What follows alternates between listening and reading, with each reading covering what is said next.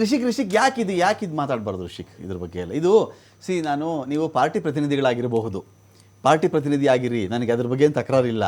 ಈ ವಿಚಾರ ಗಂಭೀರವಾದ ವಿಚಾರ. ನಮಗೆ ಗೊತ್ತಿಲ್ಲ, ಇಂಜಿನ್ಗೆ ಹೋಗಿ ನಾವು ಡೀಸೆಲ್ಲೋ ಪೆಟ್ರೋಲ್ ಹಾಕ್ಸ್ಕೊಂಡ್ಬಿಡ್ತೀವಿ, ಅದರ ಒಳಗಡೆ ಇಷ್ಟೆಲ್ಲ ಕಥೆ ಇದ್ದು ನನಗೆ 1 ತಿಂಗಳಲ್ಲೋ 1.5 ತಿಂಗಳಲ್ಲೋ 30-40 ಸಾವಿರ ರೂಪಾಯಿ ಖರ್ಚಿಗೆ ನನಗೆ ಬರುತ್ತೆ ಅಂದರೆ ಸರಿ ಖರ್ಚು ಮಾಡಿ ಮಾಡಿಸಿದ್ರು ನನಗೆ ಅವೈಲಬಿಲಿಟಿ ಇರಬೇಕಲ್ಲ. ಪ್ಯೂರ್ ಪೆಟ್ರೋಲ್ ಹಾಕ್ಸ್ತೀನಿ, ನನಗೆ ಇದು ಯಾವುದು ಬ್ಲೂ ಬ್ಲಿಗಿ ಏನು ಬೇಡ, ನನಗೆ ಒಳ್ಳೆ ಡೀಸೆಲ್ ಹಾಕ್ರಪ್ಪ, ಮೊದಲೇನು ಹಾಕ್ತಿದ್ರು, ಏನು ಮಾಡ್ಬೇಕು ನಾನು ಈ ವ್ಯವಸ್ಥೆಗೆ? ಸರ್ ನೋಡಿ, E20 ಇಂಪ್ಲಿಮೆಂಟೇಷನ್ ಏನು ಪ್ಲಾನ್ ಮಾಡ್ಕೊಂಡಿದ್ದಾರೆ, ನೀವು 100% ಅದನ್ನ ಅಲ್ಗಳೆಯುವಂಥದ್ದು ಏನಲ್ಲ.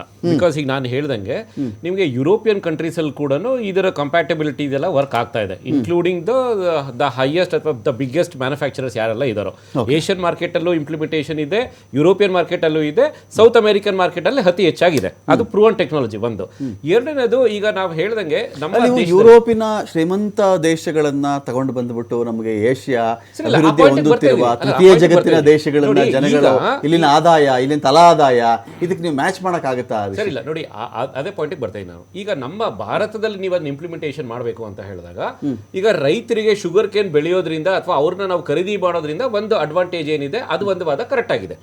ಎರಡನೇದು, ಈಗ ಡಾಲರ್ ಅಥವಾ ಇಂಪೋರ್ಟ್ ಏನು ಕ್ರೂಡ್ ಆಯಿಲ್ ಇಂಪೋರ್ಟ್ ಏನಿದೆ ಅದನ್ನ ನಾವು ಕಡಿಮೆ ಮಾಡಬೇಕು, ಸ್ವಾವಲಂಬಿಗಳಾಗಬೇಕು ಅಂತ ನಾವೇನಿದೆಯಲ್ವಾ, ಆ ಪಾಯಿಂಟ್ ಕೂಡ ವಾದ ಕರೆಕ್ಟ್ ಆಗಿದೆ. ಇಲ್ಲಿ ನಾವು ಕೆಲವೊಂದು ಫ್ಯಾಕ್ಟರ್ಸ್ ನಾವು ಏನು ಅನಾಲಿಸಿಸ್ ಮಾಡಬೇಕಾಗಿದೆ ನಾವು ಅಂತ ಹೇಳಿದ್ರೆ, ಈಗ E20 ಯೂಸ್ ಮಾಡೋದ್ರಿಂದ ಟೆಕ್ನಿಕಲ್ ಇಶ್ಯೂಸ್ ನಾವು ಯಾವ ರೀತಿ ಓವರ್ಟೇಕ್ ಮಾಡ್ತೀವಿ ಅನ್ನೋದು ಒಂದಿದೆ. ಎರಡನೇದು, E20 ಪೆಟ್ರೋಲ್ ಹಾಕ್ಸ್ಕೋಬೇಕಾಗಿರೋದ್ರಿಂದ ನಮಗೆ ಅದರಿಂದ ಏನಾದ್ರು ಸಬ್ಸಿಡಿಗಳು ಸಿಗುತ್ತಾ ಅಥವಾ ಅದರಿಂದ ಏನಾದ್ರು ಪ್ರೈಸ್ ಡಿಕ್ರೀಸ್ ಮಾಡ್ಕೊಳ್ತೀವ ನಾವು ನಾರ್ಮಲ್ ಪೆಟ್ರೋಲ್ಗೂ ಮತ್ತೆ ಸೂಪರ್ ಪವರ್ ಪೆಟ್ರೋಲ್ಗೂ ಮತ್ತೆ E20 ಪೆಟ್ರೋಲ್ಗೂ ಅನ್ನುವಂಥದ್ದು ಒಂದು ಫ್ಯಾಕ್ಟರ್ ಇದೆ. ಆಮೇಲೆ ಈ E20 ಯೂಸ್ ಮಾಡೋದ್ರಿಂದ ಅಂದ್ರೆ ಲಾಂಗ್ ರನ್ ಏನಾದ್ರು ಡ್ಯಾಮೇಜಸ್ ಆಯ್ತು ಅಂತ ಹೇಳಿದ್ರೆ ಅದನ್ನ ಇನ್ಶೂರೆನ್ಸ್ಗಳು ಯಾವ ರೀತಿ ಕವರ್ ಮಾಡುತ್ತೆ ಅನ್ನೋದು ಒಂದಿದೆ.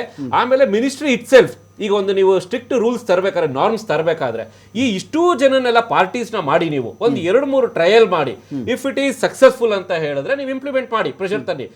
ಒಂದು ವೇಳೆ ಏನಾದ್ರು ಚೇಂಜಸ್ ನ ತರಬೇಕು ಮಾಡಬೇಕು ಅನ್ನೋ ತರ ಆದ್ರೆ ನಮ್ಮ ಫೀಡ್ಬ್ಯಾಕ್ ಗಳನ್ನ ತಗೊಂಡು ವಿತ್ ಚೇಂಜಸ್ ನ ನೀವು ಇಂಪ್ಲಿಮೆಂಟೇಷನ್ ಬೇಕಾದ್ರೆ ಮಾಡಿ, ಯಾರದು ತೊಂದರೆಗಳು ಇರಲ್ಲ. ಆದ್ರೆ ಆ ಕಂಪಲ್ಷನ್ ಅಂತ ಏನಿರ್ತದೆ ಅದ್ರ ಬಗ್ಗೆ ಸ್ವಲ್ಪ ಯೋಚನೆ ಮಾಡಿದ್ರೆ ಒಳ್ಳೇದು ಅಂತ ನನ್ನ ಅಭಿಪ್ರಾಯ. ಎಕ್ಸೆಲ್ PU ಕಾಲೇಜ್ ಪ್ರಾಯೋಜಿತ ಗುರುವಾಯನಕೆರೆ ಪ್ರಾಯೋಜಿತ ಅಖಾಡ ಬಿಗ್ ಫೈಟ್ ವಿಶೇಷ ಮತ್ತೆ ಮುಂದುವರಿಯುತ್ತೆ ಒಂದು ಬ್ರೇಕ್ ಆದ್ಮೇಲೆ.